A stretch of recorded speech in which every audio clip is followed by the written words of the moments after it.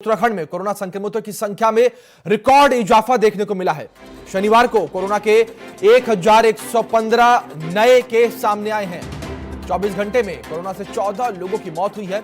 तो वहीं कोरोना मरीजों की संख्या बढ़कर इस वक्त उत्तराखंड में 30,336 पर पहुंच चुकी है। राज्य भर में कोरोना से अब तक 402 लोगों की मौत हो चुकी है और कोरोना के 20,031 मरीज ठीक हो चुके हैं और कोरोना संक्रमण के 9,781 केस इस वक्त एक्टिव हैं और रिकवरी रेट घटकर 66.03% पर पहुंच चुका है। तो ये बड़ी खबर आपको बता दें कि उत्तराखंड में लगातार कोरोना के आंकड़े जो हैं बढ़ रही हैं। तमाम कोशिशों के बावजूद भी कोरोना के आंकड़े थमने का नाम नहीं ले रही हैं। तो वहीं हमारे सहयोगी अजीत हमारे साथ बने हुए हैं इस खबर पर, सीधे उनका रुख करेंगे। अजीत, आपसे जानना चाहेंगे, तमाम कोशिशों के बाद भी कोरोना के जो आंकड़े हैं वो थमने का नाम नहीं ले रही हैं। हर हफ्ते नया रिकॉर्ड जो है कोरोना बना रहा है और सरकार भी रोजाना तमाम मीटिंगें कर रही है, तमाम बैठकें कर रही है, तमाम रोकथाम को लेकर वादे कर रही है। लेकिन जिस तरीके से सरकार प्रशासन कह रहा है कि हम कोरोना रोकथाम में लगे हुए हैं, पर वो बिल्कुल विफल नजर आ रही हैं। बिल्कुल, अगर उत्तराखंड की बात की जाए तो कोरोना का जो संक्रमण है वो तेजी से बढ़ रहा है और ताजा आंकड़े जो है वो 30,000 को पार कर चुके हैं।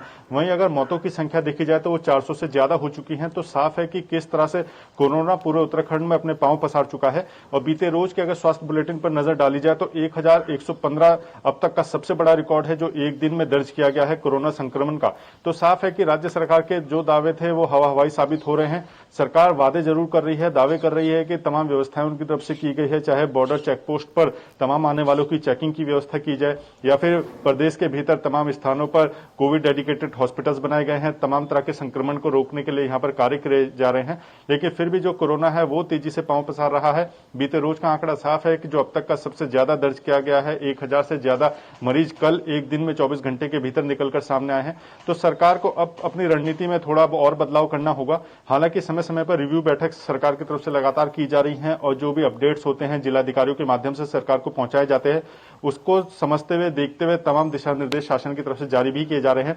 अभी 2 दिन पहले ही सरकार की तरफ से खुद मुख्य सचिव ने एक आदेश जारी किया है कि कोई भी अगर उत्तराखंड में प्रवेश करेगा, अगर वो आरटी-पीसीआर की रिपोर्ट लेकर नहीं आता है तो उसका बॉर्डर पर ही कोरोना का टेस्ट किया जाएगा। पेमेंट की व्यवस्था उसको खुद से करनी होगी और ये अनिवार्य तौर पर उत्तराखंड में प्रवेश करने से पहले करना होगा। तो कुल मिलाकर सरकार अपनी तरफ से व्यवस्थाएं संभालने का काम जरूर कर रही है। लेकिन ये भी सही है कि कोरोना अब बाहर निकलता हुआ नजर आ रहा है और तेजी से जो अभी तक लगाम लगी हुई थी अब वो लगाम छूट चुकी है। जी अजीत, वही आप बेहतर तरीके से देख रहे होंगे कि जिस तरीके से लगातार कोरोना काल में सरकार प्रशासन काम करने की जो बातें कह रहा है, लगातार कह रहा है। तो ऐसे में आपसे जानना चाहेंगे कि इस वक्त उत्तराखंड में कोरोना की रोकथाम के लिए जो जमीनी स्तर पर काम किए जा रहे हैं वो कैसे हैं?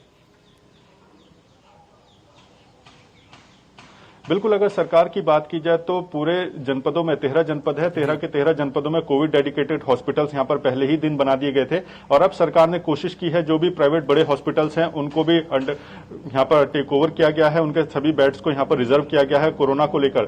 साथ ही प्राइवेट हॉस्पिटल्स के लिए भी यहां पर अलग से एडवाइजरी जारी की गई है कि कोई भी अगर कोरोना पेशेंट उनके पास आता है या पुष्टि होती है उनके किसी अन्य मरीज में कि कोरोना पेशेंट के तौर पर, तो उसको वो रेफर नहीं करेंगे सरकारी हॉस्पिटल्स के लिए, वो खुद से उसका इलाज करेंगे और जब वो पूरी तरह से स्वस्थ हो जाए तब उनको होम आइसोलेट के लिए ट्रांसफर करेंगे। तो अभी तक देखने में यही आया था कि कोरोना का अगर कोई भी पेशेंट कहीं पर भी निकलता था तो उसको सीधे तौर पर कोविड डेडिकेटेड हॉस्पिटल्स में ही शिफ्ट किया जाता था और वहीं पर उनका ट्रीटमेंट होता था। लेकिन अब बढ़ती संख्या को देखते हुए सरकार ने सीधे तौर पर निर्देशित किया है प्राइवेट हॉस्पिटल्स को कि कोई भी अगर यहाँ पर कोविड पेशेंट निकलकर सामने आता है तो आपको उसका पूरा इलाज करना होगा।